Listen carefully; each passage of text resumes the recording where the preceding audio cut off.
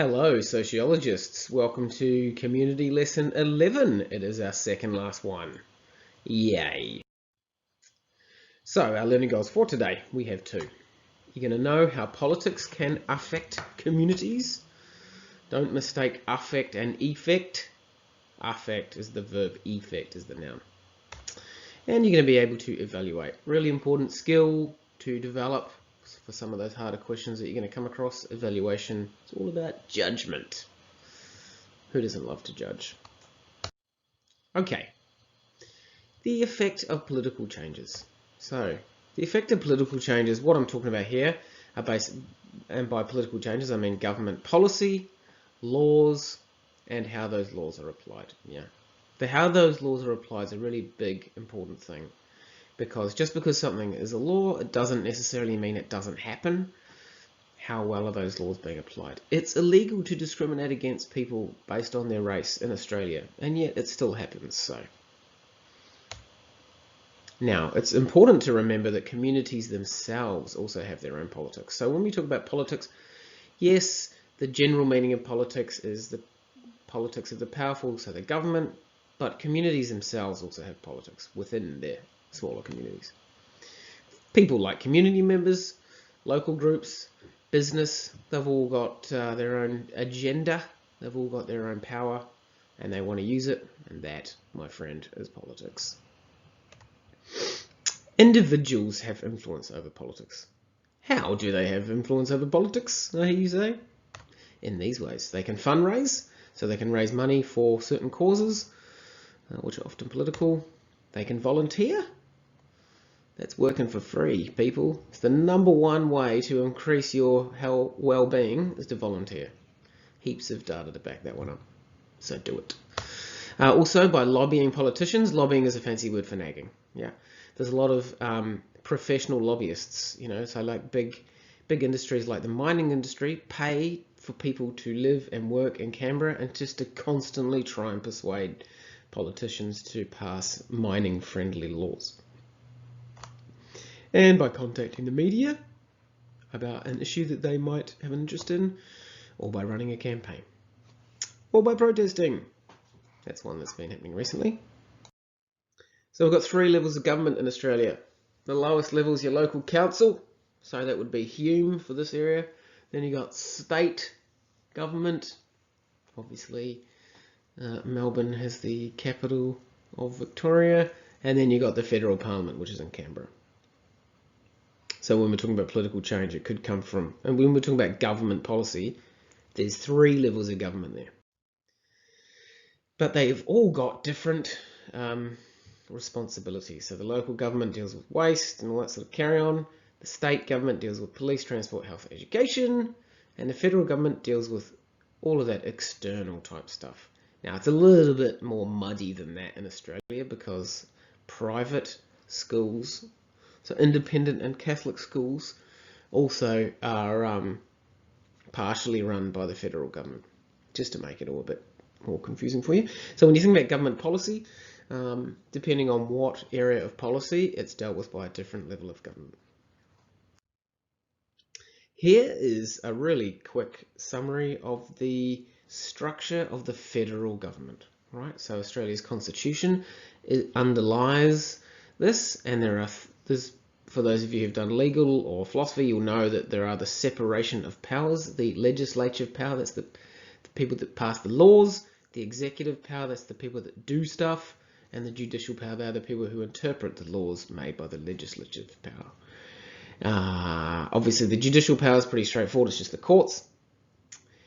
In Australia, we don't have true separation of powers, as you can see from this slide. The legislative power and the executive power both come from the House of Representatives and the Senate. Okay, so there's a little bit of an overlap there. Yeah, the executive is the cabinet. Yeah, the politicians from the ruling party that are selected by the Prime Minister to be in this little group of people who make things happen, and the government departments managed by the people in the cabinet. So the health minister will be the boss of the person who actually runs the health department.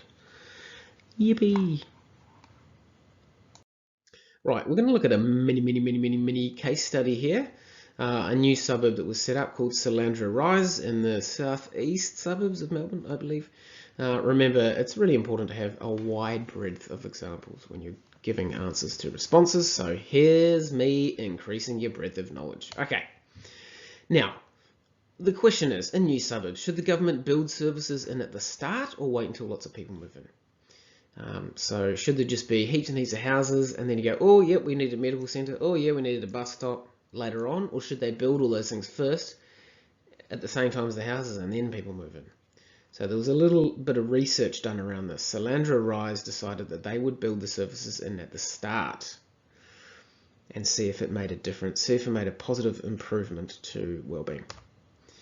So those two options, build services in at the start or wait until people have moved in. The first one is called a health promotion approach because the theory is that health will be promoted if the services are there from straight away.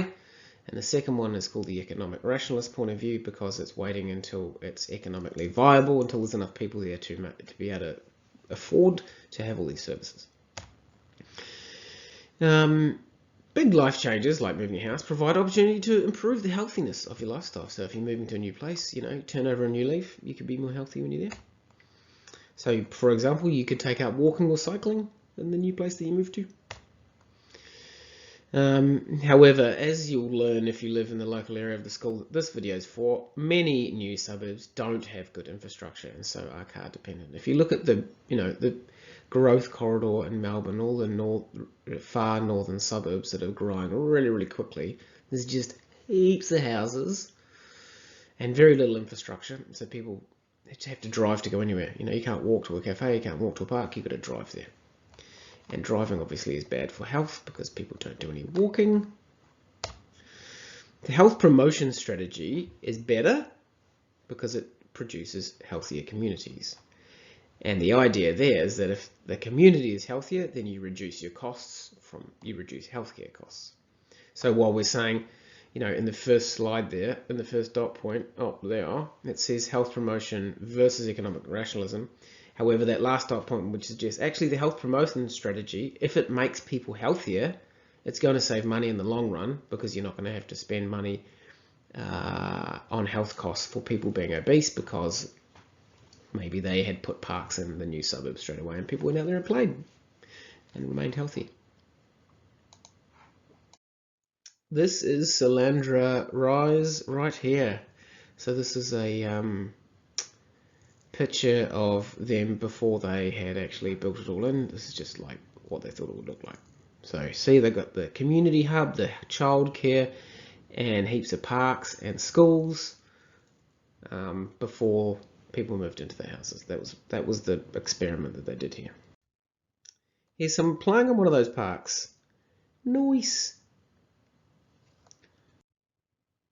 Oh, I do love that fake grass with the little bumps. Again, this is another park. It's Salandra Rise that was put up before. See, you can see in the background the houses aren't even finished. And yet the park's already there. It's even got a little skate park. And this is the community hub centre that again was built and up and running, ready to go before people moved into that suburb. So going back to my earlier point, health promotion versus economic rationalism. Why do we think health promotion is a better option? Because, obesity is a serious problem in most rich countries, especially Australia. It's going to cost the economy $87.7 billion over the next 10 years if nothing's done about it. If something is done about obesity, not only will it not cost that $87 billion, there'll be a $2 billion benefit. So almost $90 billion better off if we do something about the large and growing number of obese people in Australia. So, what we're saying is we should design communities to promote active lifestyles. The best way to reduce obesity is to get people active. And we can do that by designing their communities in a way that promotes it. So having lots of parks, allowing people to walk and cycle around, long commutes. So when people have to drive an hour and a half, 2 hours to and from their work, has shown to have a big increase in obesity associated with it. Right, not asking you to write this down. Here's just a good little summary about what health promotion is. Any combo of health, education, economic, political, spiritual, organisational initiative to bring about change. attitude change, behaviour change, social change, environmental change. Yeah. So it tries to work out what the causes of health are. So health promotion is all about a close cooperation of different bits of government. Read it. So continuing on with our Salandra Rise case study, as mentioned, they put the facilities in before people moved in, like those things. What happened? There was a reduction in social isolation. Because there's a community centre and parks, people can meet each other. Yeah, social isolation is reduced when people have random encounters with people in the community and make friends. Satisfied residents, more physically active residents. Now, we don't want to overplay it. The improvement was small, but it was positive. Yay. So, the upshot of this is that really when new community spaces are being designed, there should be a whole of government strategy. Yeah, that's something that was mentioned in that last slide about health promotion. It's about all the different parts of government working together rather than just randomly, oh, we make some housing, we put it there. Oh, we didn't think to speak to the education people that we needed a school there as well. And we didn't think to speak to the health people and realise we needed a hospital there as well. What we're saying is, the whole of government strategy to go, okay, we've got this new space, we're going to put a new suburb there, we're going to need, okay, we want the housing people to come and talk to us, we want the health people, we want the education people, okay, what are all these facilities that we need? Whole of government. Random image slide. So, healthy community. Here's some characteristics of a healthy community. And there on the right hand side you got healthy community process. So I'll give you a few minutes to have a look at that.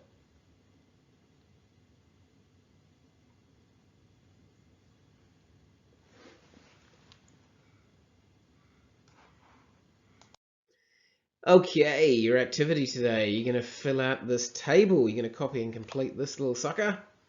So there's 4 aspects of community development. Public parks, public transport, green spaces, house sizes versus the size of backyards. And I want you to give 1 benefit or 1 reduction in well-being. So like, how could a public park benefit community well-being? How could the creation of a public park be stuffed up so badly that it actually reduced community well-being, and so on. The first video we're going to watch today is about Salandra Rise. This one is made by the building company that built the suburb. It's a little bit of a marketing video for Salandra Rise, but they do talk about that little research study that we read about, where they put the facilities in first. Take it away.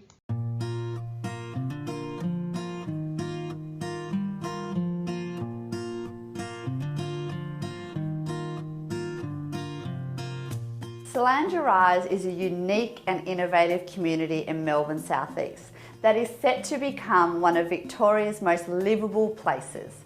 Salandra Rise has been perfectly planned down to the last detail. Practically everything you need will be within walking distance from your new home. Salandra Rise makes an active and healthy outdoor lifestyle just part of your daily routine. The first thing that strikes you is the expanse of green open space. Hilltop Park is a standout destination for locals of all ages. The major thing that attracted us as a family was the parks. They've got great parks here and that are still building at the moment. There's awesome fitness stations and footpaths that people can run on. Very friendly, very social. It's a really nice place to live. The new Heritage Park will include an olive and apple grove, playground, outdoor kitchen and off-leash dog area. St Peter's Secondary College is already open and there'll also be a primary school soon to arrive. Other big plans for Salandra Rise include a town centre shopping and business precinct, a medical centre, sports field and even childcare services. The community has its own unique demonstration house, showcasing the latest in sustainable living. The multi-award-winning Salandra Community Place is a collaboration between Stockland and the City of Casey and shows visitors how to live sustainably and improve their well-being. There's a big focus on outcomes here. We're really keen to measure those sorts of outcomes, and that's why we've partnered with RMIT and also Vic Health in a 4-year longitudinal study which will assess the impacts of these interventions, if you like, at Solander Rise on the community. We want to make sure that people are connected up, they've got good support networks around them. There's a wide range of activities that have been developed here. Yoga, walking groups, cooking classes, film nights, Friday night get-togethers. It's a great set of activities for the new community to experience. The healthy outdoor theme continues when you leave Solander Rise. The community is close to the Casey Fields Sporting Complex in Cranbourne East and also close to Casey Race Recreation and Aquatic Centre. Berwick Village is the place for great local shopping and dining. And other regional features include Monash University and Casey Hospital.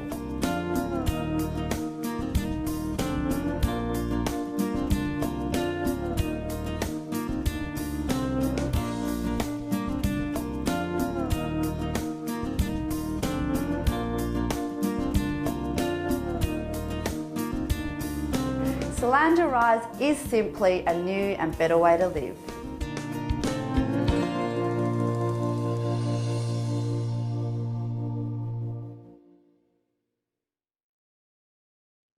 Now I wanted to include this because this is amazing. There's a sustainable city that's been completely set up before people have moved in Dubai. Dubai is in the Middle East. It's massively rich from oil, so they can afford to do really cool stuff like this. This is super futuristic. I love it. Take a look.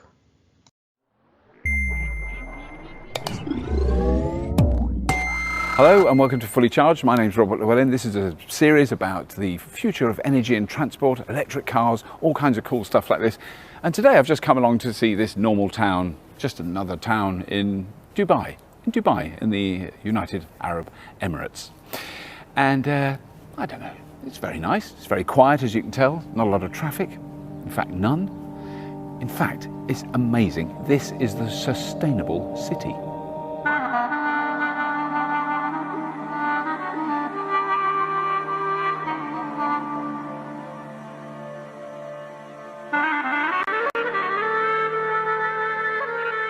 First of all, thank you for coming. I mean, this is it's a delight to show you all of this. So this is the sustainable city, and we regard it as our goal is to have a net zero energy development. So everything you see, first of all, the principal design element is to reduce the energy intensity of the city.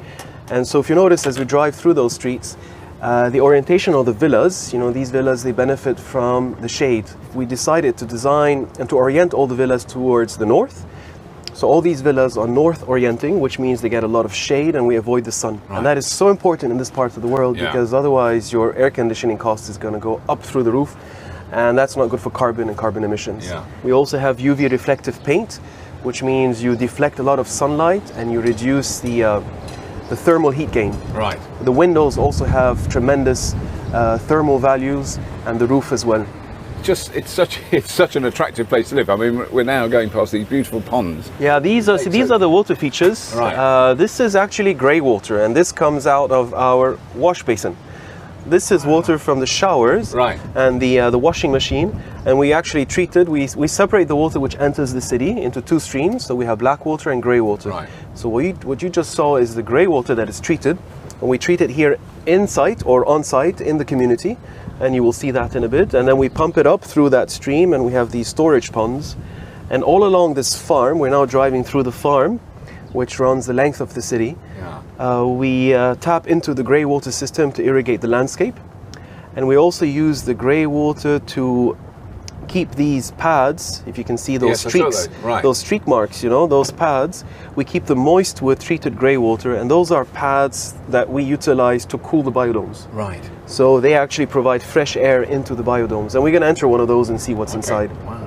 And then this is the thing that I first saw when I arrived, is that all the car park space is shaded with solar panels, which is so sensible. Yeah, 2 points. First of all the cars are assembled. So we wanted to keep the cars away from the clusters, which means when we drove through a cluster, it is completely car-free. Right. That's amazing for kids. I've seen lots of kids playing around. Yeah. This is their space. The entire cluster is their space. So we have all the cars in one location and under a roof panel.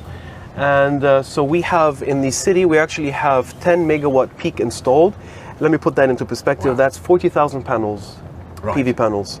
So far we've installed 26,000.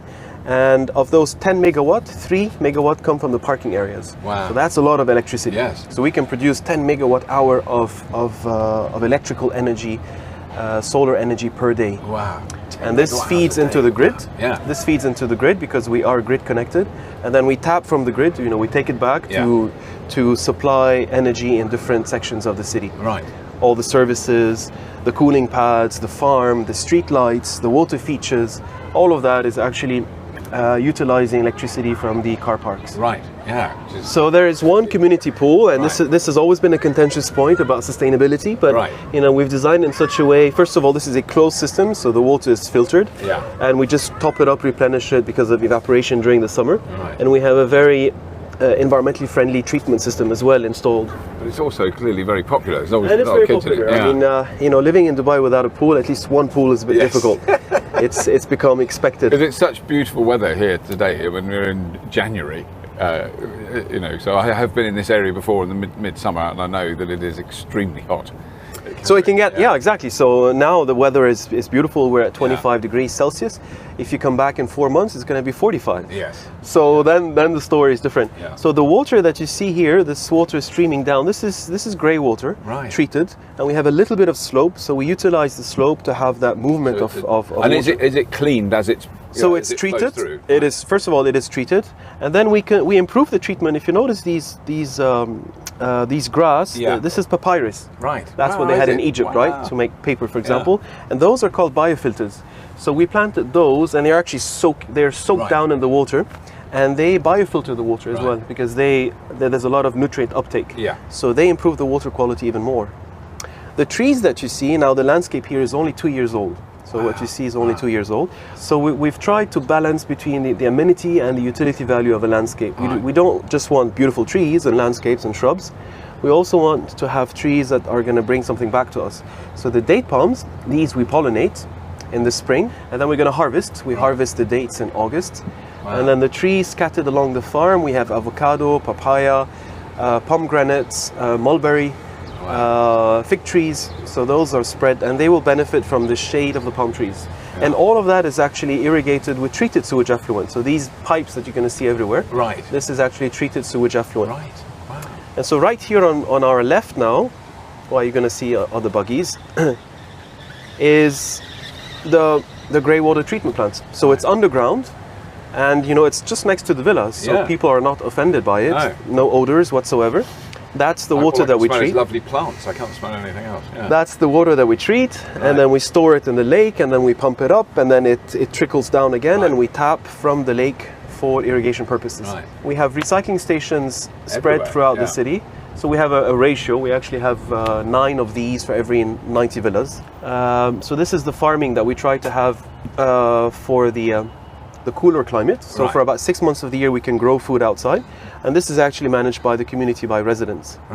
And some of that furniture that you see scattered, these benches, the picnic tables, and this giant table or chair, this is made of construction waste. This is all construction waste from phase 1. Wood pallets and the plant boxes and everything like that. Exactly, and the planters. So this area is really at the entrance of the city, and as part of the master plan, this is the mixed-use area, which is open to the public. And so here we have 15,000 square meters of space, of rental space, and this is only for rent.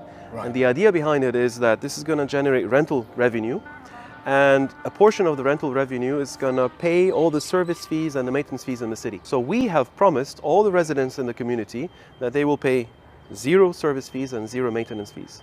Wow, hang on a minute, let me get my head around that. So you move into the city, whether you're a tenant or a homeowner, a villa owner. So you can buy one of the villas. You can buy, this is called freehold in Dubai. So you can buy property or you can rent, right? In both options, in both cases, you will not incur service fees or maintenance fees. It's 0. So when you look at concierge service or sweeping the streets or sweeping the panels, or we actually dry clean the panels, the solar panels, all the landscaping, the water features, the grey water treatment, the security outside, the mosque, etc. All of that is provided for free. I mean, for free meaning it is offset by revenues that come from this plaza. And this This, this is related to ensuring that there is also economic sustainability and social sustainability. It is not only about the energy features and the water features. The economic dimension also has to make sense. And I mean, has the general sort of public response to what you've done here been? Well, it's been tremendous. Positive. I mean, it's been tremendous. Some people there was a lot of skepticism, right? If we go back 4 or 5 years when the planning started, most people kind of just brushed us aside. Right. Even bankers and I mean, there was little interest. We did draw attention, but I don't think many people believed in this concept and the design. That was post-financial crisis, global financial crisis. Things have really picked up, and now when you demonstrate what we've done so far in phase 1, I think it's becoming more and more obvious that this is doable. And it is not more expensive, apples to apples, oranges to oranges. So this is a myth, and when you design sustainably from the start, it's not an afterthought. No. An afterthought is expensive, but when you plan it right from the beginning, and you also capture the latest technology or the latest features from the market, then it's not more expensive. Right. And we've demonstrated that. Right. All the way down to social sustainability and economic sustainability. We've brought down, just to talk about carbon, on average in the world, each one of us, from UK to Dubai to Lebanon to Australia, we emit on average 7 metric tons of carbon dioxide per person per year. Here, we did our estimates because we're doing a greenhouse gas inventory of the city, and we are at approximately 3.1 metric tons per person per year. Right. That applies for residents living in the city, including commutes outside the city. Wow. So, and you're talking people who've got, a lot of people have quite substantially large vehicles in Dubai. Unfortunately, they're not all in super little eco. So this is something we have our own targets as well to transform the mobility not only inside the city, because that's we've achieved that already with electric vehicles and buggies and bicycle tracks and jogging tracks, etc. So we've provided that. But more importantly, we want people to begin to switch to electric vehicles. And so we've done 2 things so far. We've provided charging stations. Second, and that's really unique, as a developer, we are actually providing an incentive, a subsidy to villa owners who wish to purchase an electric vehicle. Right. And who live in the city. Wow. So if you live in the city and you are a villa owner, you will receive up to 10,000 euros or 40,000 dirham towards your first EV purchase. Wow. So that's the incentive. So that's part of your sales contract, Right. So whether you make use of it or not, that's your choice.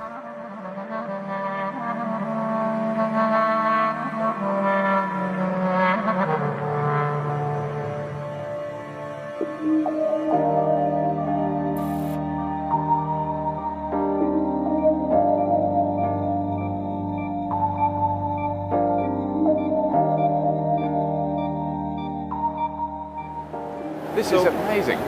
Yeah, so we have 11 of those. Right. And this is our attempt to grow food. We started with herbs. We now have we spent most of last year, 2016, experimenting with different herbs and different temperatures. And so we've now selected 40 herbs. What you see here in this biodome, we have leek, we have parsley, we have mint, we have basil, chicory, spinach coriander, cherry tomatoes, lettuce. Because it's much cooler in here than outside, but then the fans are blowing air, sucking air outside. This is the beauty of having a low-tech solution. This is a desert technology. Right. This has existed for more than 40 years in farms all across the Arabian Desert. Right. And the system is very simple. We actually we call it fans and pads. Right. Fan and pads. So we have 4 fans blowing air out. Then you have a negative pressure inside. So passively, air is going to flow in. Through those. It's going to flow in because you're blowing air out. Yeah. These are called pads. It's like cardboard, corrugated cardboard. Right. And then we wet them, we moist them all the time with treated grey water. So if you see them, you have these streaks of water. You can just see some drips coming down. Exactly. And if you stand in front of it, it's like an air conditioning system. Wow. So the temperature is going to drop from 45 to about 30. But the other thing is, if you were doing this 10 years ago, you would be, burning some form of fossil fuels in order to run the motors that drive the fans. But all this electricity is all coming from solar. So this is coming from the car parks that we saw. Yeah. That's what we call the solar farm. And these are just motors. It doesn't take a lot of power. Very simple. It's very simple technology. Yeah. Just motors. Yeah. So there's no air conditioning system. Right.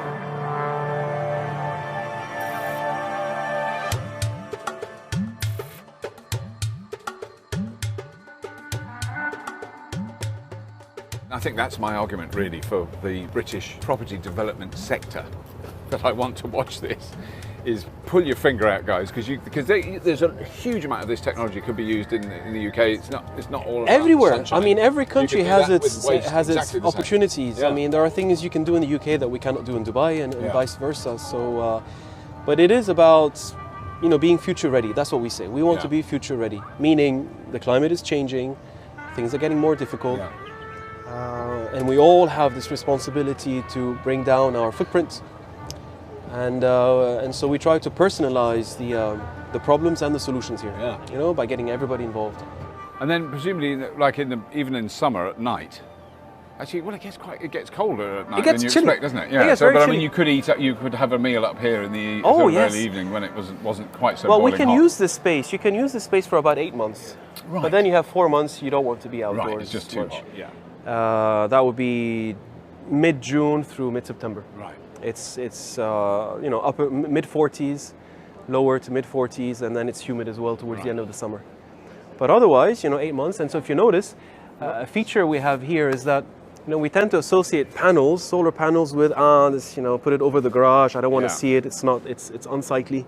But we've actually incorporated it. It's part of the architecture. Because when you look over there, you wouldn't think, oh, all those roofs are solar panels, because you're expecting to see something like that. But